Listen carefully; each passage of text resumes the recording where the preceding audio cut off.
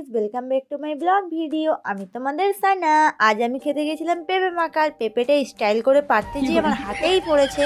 তো যাক, পেঁপে মাখা যেহেতু খাবো, একটু দরদ সহ্য করাই যায়। তারপরে পেঁপেটা ধুয়ে নিয়ে চলে গেছিলাম আমি বাইরে। আর এখানে যা যা উপকরণ লাগে সব আমি নিয়ে চলে এসেছিলাম। আর যেহেতু পেঁপেটা কাটলে আমার হাতটা পুরো চ্যাট করবে, তাই আমি তো কাটলাম না, ভাবিকে গতিয়ে দিলাম যে ভাবি তুমি কেটে দাও। পটিয়ে পাটিয়ে ভাবিকেই কাটা করালাম। আর এদিকে আমার ছোট্ট মাটা খেতে শুরু করে দিয়েছে। আর কি বলছে ও শোনো।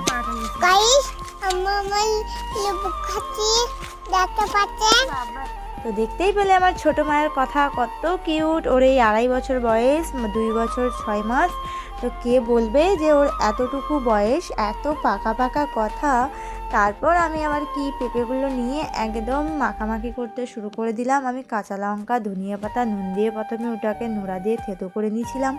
তারপরে আবার ওপর থেকে সামান্য খানিক দিয়ে দিলাম হচ্ছে লঙ্কার গুঁড়ো, মাখিয়ে নিলাম। সামান্য বলাটা ভুল হবে, কারণ পরে তোমরা রিয়াকশানটা দেখো সবার, যে মানে কেমন পরিমাণের লঙ্কা দিয়েছিলাম। আর এই দিকে আমার ভাবি তো ঝাঁকুনি দিয়েই যাচ্ছে। ঝাঁকুনি ওর বন্ধ হচ্ছে না।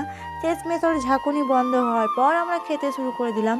আর পেঁপেটা মাখা হয়ে যাওয়ার পর এই দিক ওই দিক থেকে একদম হাত একদম চলেই যাচ্ছে। হাত দেখো থামার নেই, হয় এই দিক আসছে না ওই দিক। শেষকালে দেখো ওদেরকে এত ঝাল লেগেছে, ওরা ধুয়ে খাচ্ছে আর আমি তো এমনিই খাচ্ছিলাম।